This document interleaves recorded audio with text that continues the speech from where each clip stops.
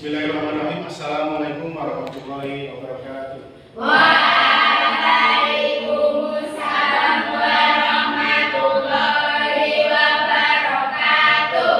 Semangat pagi anak-anak. Selamat Apa kabar? Alhamdulillah baik.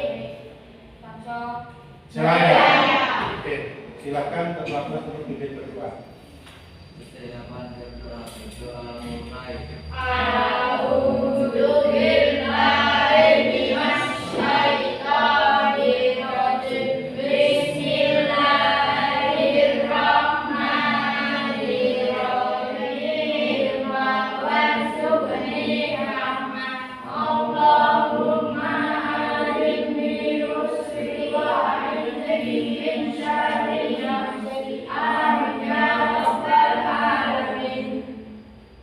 Oke, hari ini semuanya masuk deh. Coba saya absen dulu. Yang tidak masuk siapa? Semuanya masuk? Sehat? Tidak ada yang sakit? Alhamdulillah. Semoga hari ini semuanya dalam keadaan sehat sehingga bisa mengikuti pelajaran dengan baik. Oke, sebelum kita lanjut, kita dulu sudah belajar tentang bagaimana sholat fardu, juga tentang bagaimana mencari waktu-waktu dalam sholat fardu. Hari ini kita mempelajari tentang tata cara sholat 5 waktu. Namun sebelum kita lanjut tentang tata cara sholat 5 waktu, saya ingin cek dulu kerapiannya. Ini semuanya sepatu semua ditaruh di luar ya. Ini kalau ada yang di dalam silakan dibawa. Jadi kita bukan hanya mengetahui sholatnya saja, bukan hanya mengetahui cara mencari waktu ya sholat, tapi juga tata cara sholat 5 waktu. Nah, tujuan apa? Tujuannya apa pembelajaran kita hari ini tentang tata cara sholat 5 waktu? Jelas, yang pertama supaya anak-anak tahu dan paham bagaimana cara melaksanakan sholat fardu 5 waktu. Itu yang pertama. Yang kedua, supaya anak-anak tidak salah dalam melaksanakan sholat fardu 5 waktu. Itu tujuan di antara beberapa hal.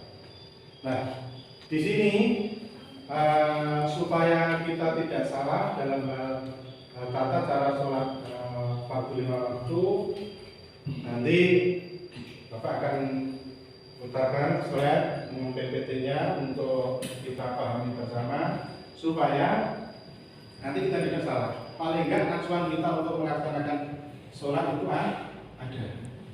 Nah, sebelum kita lanjut, coba kita ulang. Apa pengertian sholat itu? Oke. Sholat adalah tiang agama.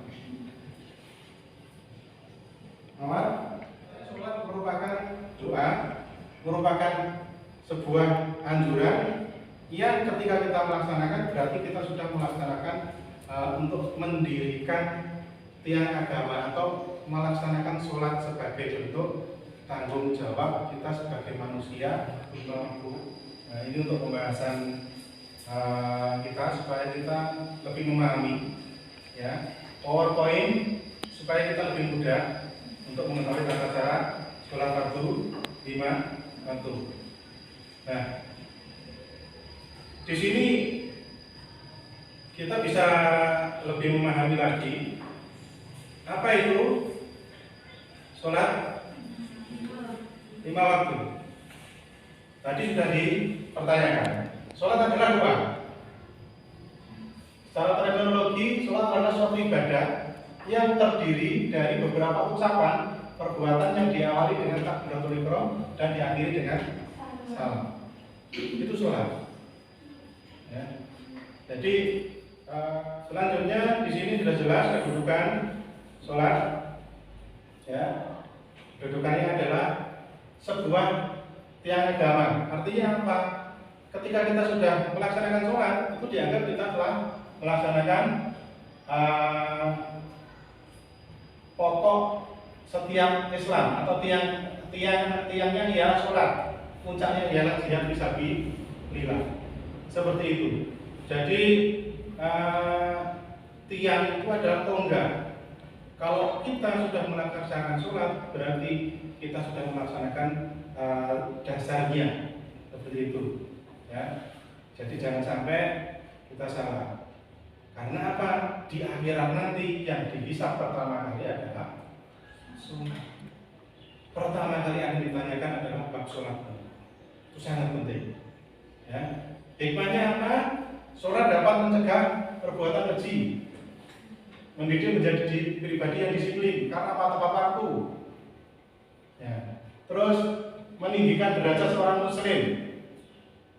Derajatnya akan lebih tinggi karena apa? Ketika orang sholat, insya Allah dengan melaksanakan sholat, dia akan bisa melaksanakan perilaku yang ada di dalam sholat dengan cara memahami dan melaksanakannya di dalam kehidupan sehari-hari. Mengajarkan sifat tawadhu atau rendah hati, bukan rendah diri ya, tapi rendah hati. Rendah hati itu berarti kan gimana? Tidak sombong, tidak mudah marah, selalu ingat akan aturan-aturan yang disampaikan Allah. Meningkatkan kesehatan jasmani. Loh, apa hubungannya Pak dengan kesehatan jasmani? Sholat itu bisa menimbulkan kesehatan jasmani karena apa? Kita ambil contoh. Orang Amerika itu saat ini menggunakan gerakan siaran. Dia dianggap kafir. Mengerikan, alhamdulillah. Dianggap kafir. Mas Ferdi, silakan. Maju ini. Oke. Hanya sekilas untuk memberikan contoh gerakan ini supaya enak. Ya, yang pertama berdiri tegak. Jadi berdiri tegak layaknya ketika kita siap. Ya, berdiri tegak, pandangan ke depan. Terus takbiratul ihram. Coba takbiratul ihram. Nah, ketika Allahu Akbar, tangan itu diusahakan seperti ini. Allah, ya. Tangannya seperti ini. Sekuping. Terus kenapa gerakannya gini? Ini harus gini. Karena ketika kita gerak ini, di sini ini kan gerakannya apa? Hubungannya dengan lengan. Lek gerakan ini krosok. Tapi lek sekedar Allah ini beda. Maka yang benar adalah ya, tirukan saya ulang. Allahu Akbar. Seperti ini, coba. Ya.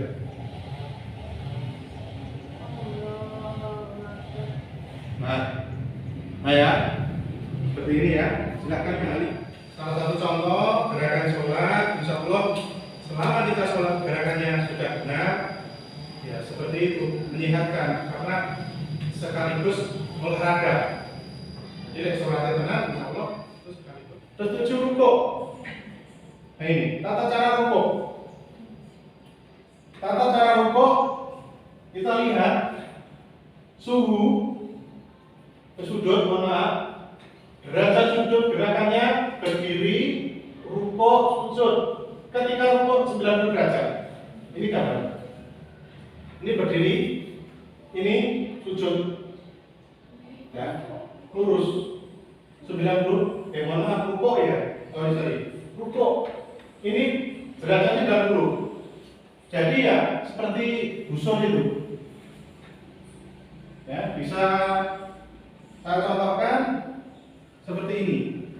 Nah, sebetulnya ini lurus. Itu untuk rukuk 90 derajat. Orang melendek. Enak sini ini. Kakinya harus diam. Kan ada. Enak sini saya semangatnya. Mohon maaf. Coba kalau ini. Yang kedua adalah tangan pegang lutut sesuai gambar ini. Ya, kalau sujud ini, ya, nunggingnya seperti itu, dan tidak ada yang lebih tinggi daripada pantat. Makanya jangan sombong. Ini kan? Ketika kita menghadap Allah, Pak, tapi kenapa terkadang orang-orang itu duduknya dua-duanya kakinya Pak duduk, mungkin kakinya sakit.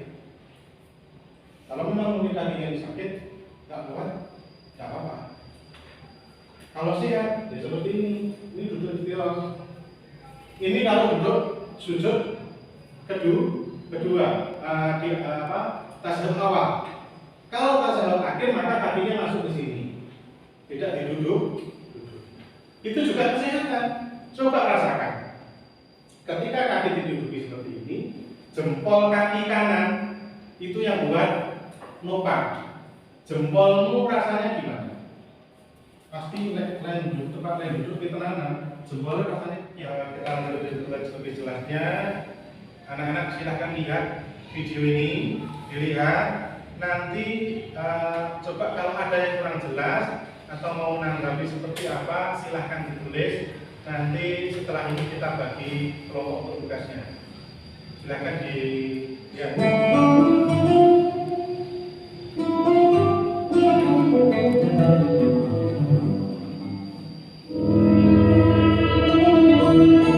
Assalamualaikum warahmatullahi wabarakatuh.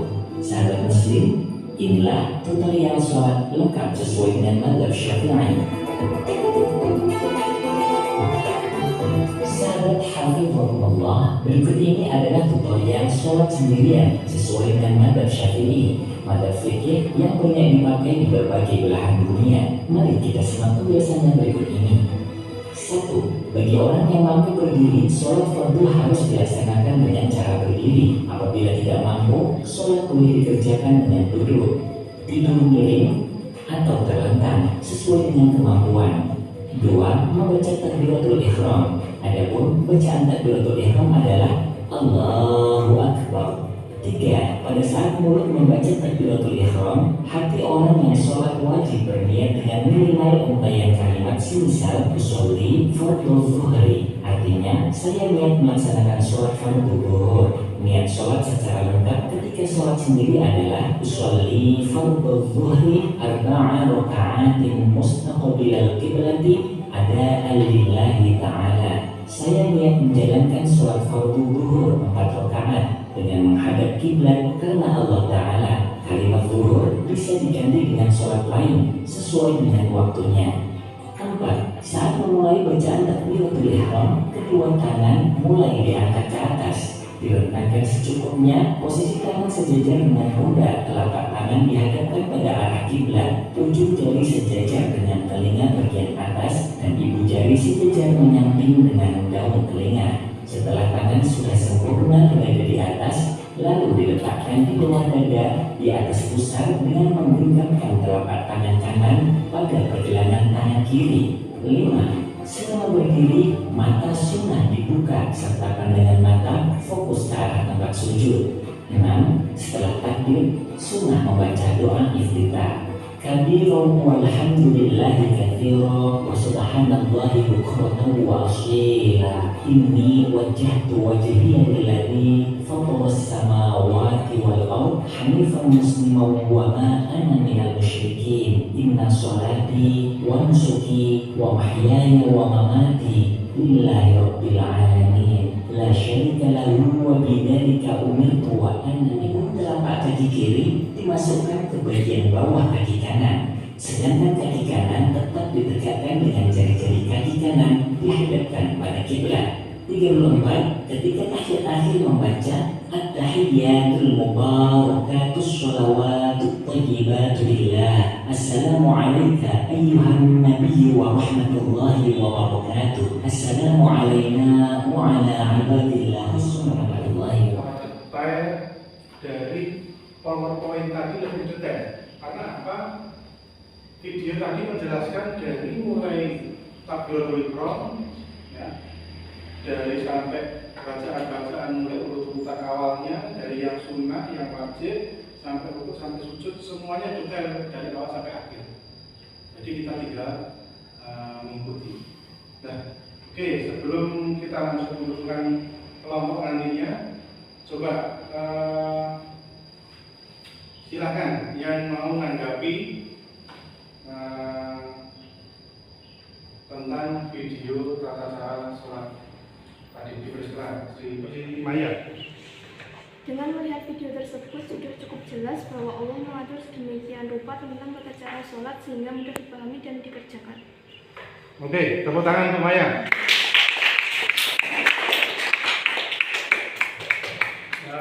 Silakan lagi tanggapannya. Oh, Mas Fahmi, silakan.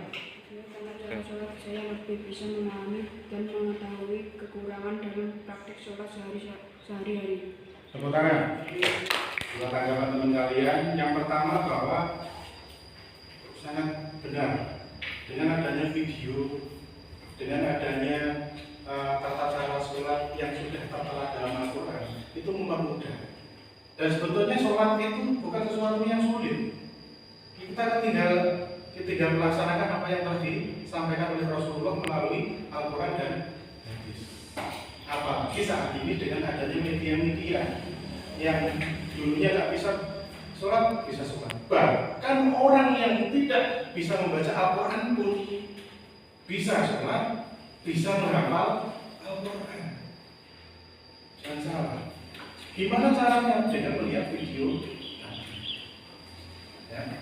Yang kedua, Mas Fahmi mengatakan dengan adanya video tadi bisa menjelaskan ketika saya sholat sehari-hari itu ketika ada yang salah atau kurang tepat bisa saya koreksi. Betul. Jadi minimal ketika saya sholat ada yang kurangnya begini, kita tidak menambahi seperti itu.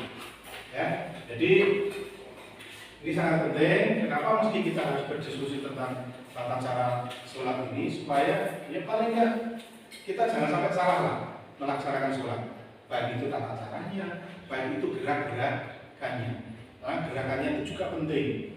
Jadi tidak istilahnya tidak serta-merta sholat itu yang penting kita yang menghadap kiblat, niat karena Allah, dah cukup, tidak itu juga. Ya. Nah, dari sini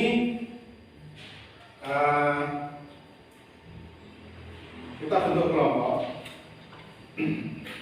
A, kelompok B, kelompok C, kelompok D, kelompok E. Ya.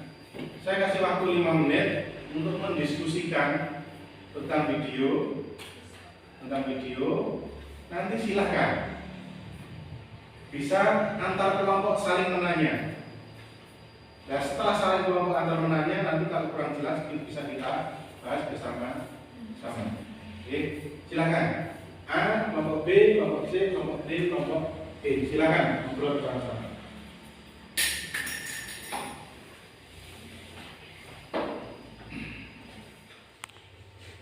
Kelompoknya Mas Ulil. Silakan kalau ada yang ditanyakan, mau tanya kelompok mana? Monggo kelompoknya siapa? Membaca iktidal. Bagaimana? Cara membaca iktidal.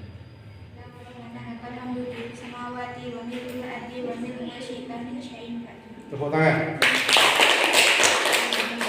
Gantian, silakan bebas mau tanya ke kelompok mana? Dipersilakan. Kelompok D. Ya silakan. Apa hikmat sholat?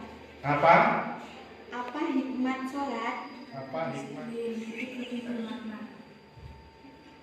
Tepuk tangan.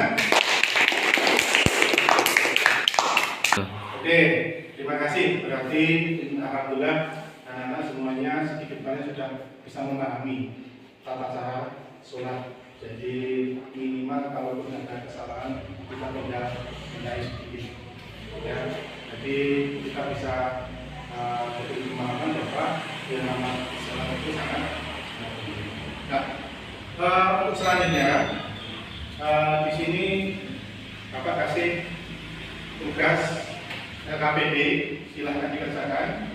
Silahkan pelan-pelan untuk membagikan. Silakan, gagal satu-satu. Nanti dikerjakan. Saya kasih waktu 5 menit. Ya, saya kasih waktu 5 menit.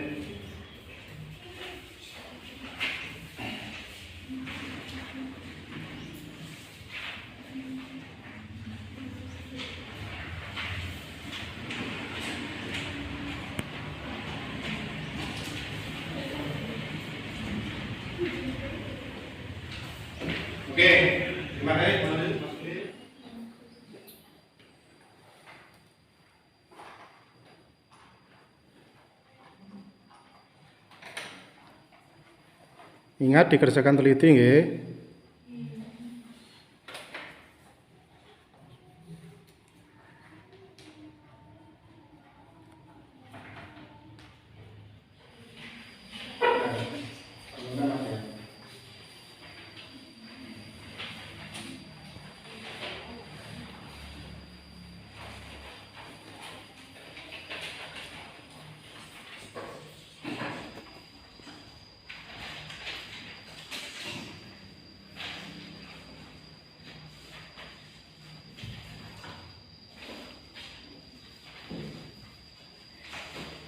Oke, makasih Mas ya. Oke, KPD ini saya anggap podcast hari ini. Jadi kalau dilihat sekilas, insya Allah anak-anak sudah bisa mengerjakan. Mungkin hanya beberapa saja yang bisa menyimpulkan, silakan. Kalau ada yang bisa menyimpulkan, mungkin kesimpulan dari tata cara sholat. Video tersebut sudah cukup jelas bahwa Allah mengatur sedemikian rupa tentang tata cara sholat sehingga mudah dipahami dan dikerjakan. Oke, tepuk tangan. Bahwa tata cara sholat itu sangat penting. Dengan adanya tata cara sholat, kita bisa melaksanakan sholat dengan cara yang baik dan benar. Jadi kesimpulannya apa? Pembelajaran hari ini, apa yang bisa kita ambil kesimpulan dari materi tata cara sholat, yaitu satu, bahwa dengan adanya tata cara sholat itu untuk mempermudah kita dalam hal melaksanakan sholat. Dengan adanya tata cara sholat, maka insya Allah sholat kita menjadi baik dan benar. Salah satu duanya kesimpulannya seperti itu. Dan yang lainnya, bahwa dengan adanya tata cara sholat, maka kita dipermudah. Intinya seperti itu. Nah, anak-anak, sampai di sini mungkin pembelajaran kita kali ini. Semoga apa yang telah kita pelajari bermanfaat dari dunia hingga akhirat. Untuk menjadi tugas di rumah nanti, ya, silahkan menulis urutan tata cara sholat seperti yang ada di video tadi. Nanti ditulis di buku tulis, minggu depan nanti diumumkan. Mungkin ada yang mau ditanyakan? Sudah cukup? Bisa dipahami semua ya? Sudah. Kalau begitu, sebelum kita tutup, silahkan ketua kelas untuk memimpin bergerak. Mulai.